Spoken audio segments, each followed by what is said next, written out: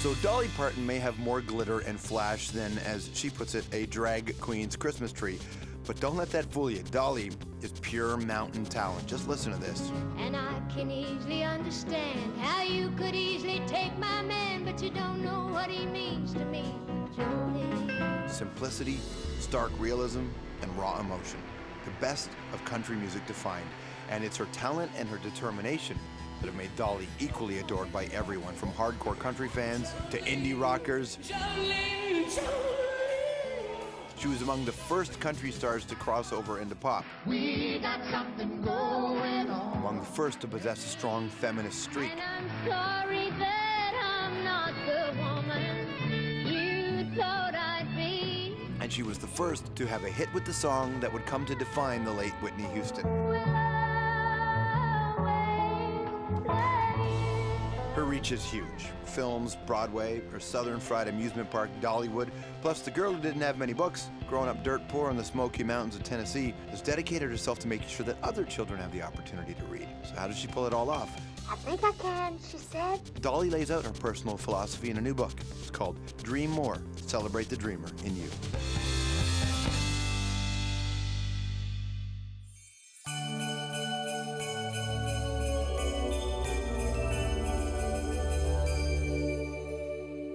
What a pleasure to see you. Welcome to the show. Well, nice to see you. How are things? Very handsome, in addition to being very talented. Stop. It's Stop. true. Well, you look very beautiful.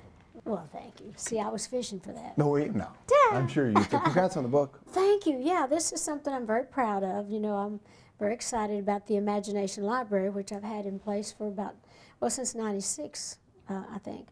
And that's where we give books to children from the time they're born, once a month till they start school, so they can learn to love books. So, in addition to this being a fun book for people to read, hopefully, all the money is going to go to the Imagination Library. So imagine this throughout your entire career, all the things you've been a part of, to a whole group of people, you're only going to be known as the book lady.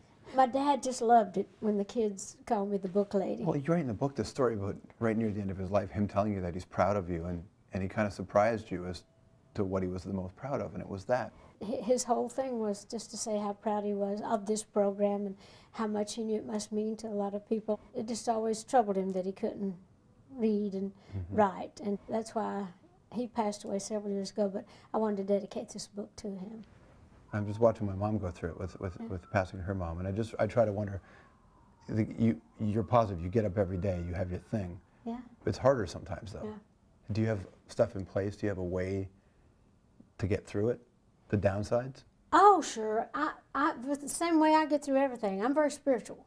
I draw on my spirituality. I pray every day. I believe that there's a God. I believe that there's only one God, and we're all just trying to get to him in different ways, and yet we think we have to kill each other, trying to get to our God, like he just belongs to one group of people. He belongs to everybody. But yeah, I always pray about everything, and I ask God for strength and for tolerance and understanding to deal with all the things that I do have to deal with. Understanding seems to be the one thing that people need to work more on. All over this whole wide world, certainly. But, you know, there's no excuse for some of the stuff we do to one another in this world. And I just really pray for, you know, for a better world to come. I think we just really all need to kind of get behind our leaders and really encourage them, pray hard for them. And if they're not doing a good job, we'll pray harder. Just make Dollywood its own country, and then you could run that country. Yeah, I would. If it was Dollywood was a country, I'd make some big changes in this world. No, I bet you absolutely could. Yeah. People are gathered around for Christmas, and they're hanging around with their families in the holiday season. What kind of holiday memories do you have? In the very early days, we didn't have electricity, so we would go out in the woods with my dad for the afternoon, find the best tree that we could, and then we'd take it in the house and decorate it with buttons or popcorn or, you know, anything that we could have, which was great. Those days were great. And so Mom would always tell Christmas stories, read the Bible. Then we'd go out to the barn, and they would tell us that at midnight, you know, that the cattle would kneel, you know, how they, like in honor. But we never could stay awake enough to see it. We never did see that happen. But we always had a little something. It was great for us. It's togetherness, right? Yeah. I have a clip to show you. It's just pretty beautiful. You know, Grand Ole Opry is a big part of country music, but in Canada we watch the Tommy Hunter show, which is a legend. Look at this here. Ladies and gentlemen, the very talented young lady. Here is Miss Stella Parton. Oh, my sister Yeah. Stella, yes, Look of at this. course. Stranger, stranger that you meet in the dark. When you let him lead you on until you don't know who you are. Oh, Then look you how wake pretty up she in looks. the morning, he's made off with your heart. That's the danger of a stranger in the dark. Great voice. That's great. Yeah, she writes great songs too. And all of my family are very talented.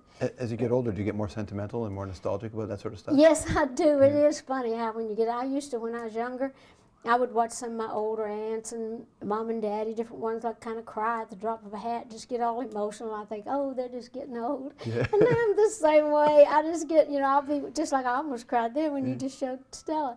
Because it's like family, it's like home. What's really interesting about you is, especially in this book, you make lots of jokes, and a lot of the jokes are at your own expense. I'd rather do it myself than have them joke about me. Because there's this idea of being like you are, you feel like you're this authentic, true version of yourself, but then there's this persona. Are they two different things? Well, actually, with my look, they are and they're not. It takes all of this to be me, because this is how I think I look my best. And these are the girls that you like. I remember reading I about this, like, right? yeah, I like myself, and I patterned my look after the Town Tramp. Yeah. But that's the girl's idea of glamour, because I wanted to have my hair blonder. I was a blonde kid, but it was dishwater blonde, so I wanted radiant blonde. You know, I wanted to have lipstick, and I used pokeberries, you know, stains for lipstick when I was a kid, and burnt matches to, you know, to make my eyebrows and beauty marks and all that, because I'm not a natural beauty, and you know, I have to make the most of everything I got, and I just how I dress and what I wear is how I feel most comfortable, and that's when I do my best work. If I'm comfortable with me, people are comfortable around me, even though they can say, "God, can you imagine wearing that all day and night?" You know, but I understand all that.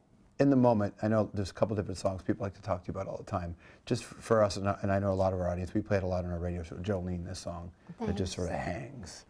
Jolene, Jolene, Jolene, Jolene. You know, that song has been recorded more than any song I've ever written, some ridiculous amount of time, up in the hundreds, whereas, you know, like some of the others, you know, just become real big. Well, the Whitney one, right? Of Yeah, course, that's is I massive. started saying probably the one you're going to ask me about next.